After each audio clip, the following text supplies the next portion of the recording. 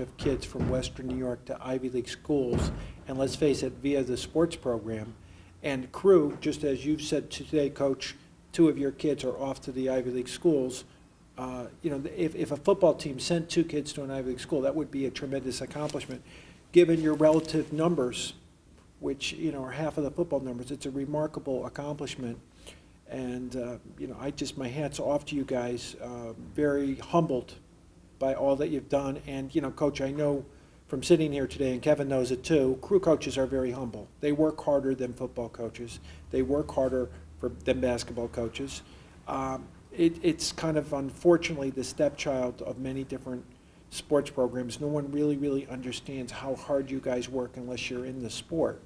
And you know that, Kevin, with the athletes at Princeton, who worked harder than the Crew athletes. No, they were great, and they also had great GPAs in college. And it translates, and I'm sure at St. Joe's, like, the rowers are continuing like their strong tradition and doing well in their academics. Otherwise, they wouldn't be going to Cornell and Harvard.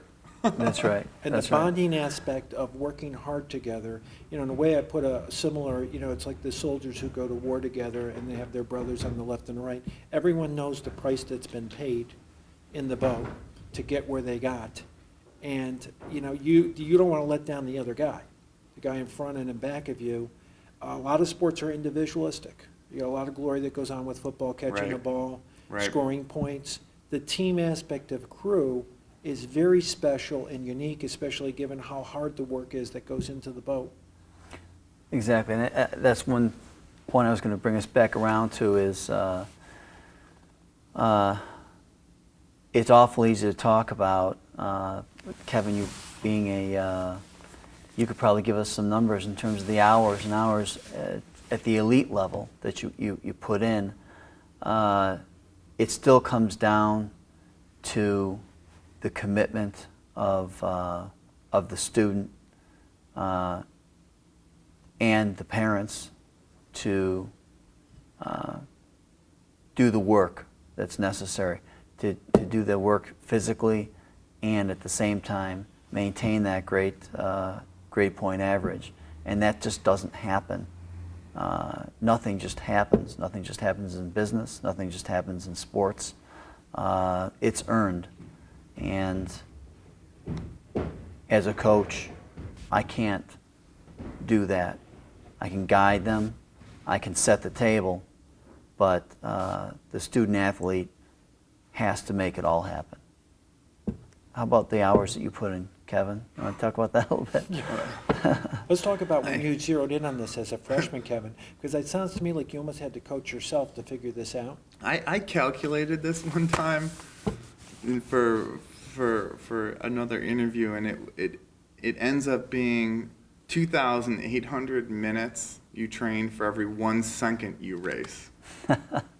So you do the math, and those are the types of guys that you want to hire, because they're going to put in so much time, and yet they also know when it comes down to race time, they put in a lot of time for every second they're on that field. So they're gonna deliver for you.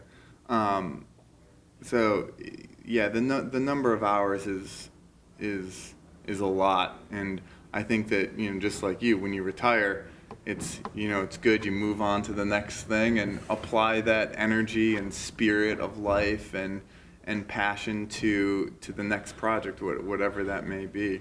And I hate to get back to these relationships, but when you're calling on a Princeton guy who's 82 years old who rowed, and you're Kevin Cotter, you have that shared 4-year experience of rowing and the same school and maybe some other common denominators, there's a natural bond there that if you need something in a relationship, that's right.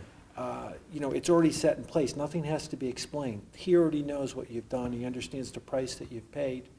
And that helps you get to where you got to get done what you need to get done, which oftentimes in business comes back to the relationship. Right. It allows you to key in on some very important relationships that can really help you out. I think that's right. And when you look at some of these, a lot of my teammates from St. Joe's rowing and also from my rowing in college and after college, a lot of those people are on Wall Street A lot of them are traders. A lot of them are, working on teams in their businesses in New York and living a great, comfortable, passionate life. It translates well. I see so many kids that I went to school with at St. Joe's, quite frankly, I thought were brighter than me and whatever. But the risk-taking element that you and I had, Kevin, where we weren't afraid to roll the dice and take a bet on ourselves and throw ourselves out there and get dirty and, excel and go to the top. I just want to encourage some of our other Buffalo brothers, especially St. Joe's brothers, to sit there and say, I believe in me. Because when a kid believes in himself, there's a lot of people out there that want to help that kind of kid who's got the hunger in his stomach, and we can see the fire in his eyes. And we're sitting there and said, we just get enough psychosatisfaction of seeing that kid excel, and that's enough. Well said. Well, this has been absolutely spectacular, Coach. Thank you for your time. Yeah, thanks, Coach Really Schaab. Darcy,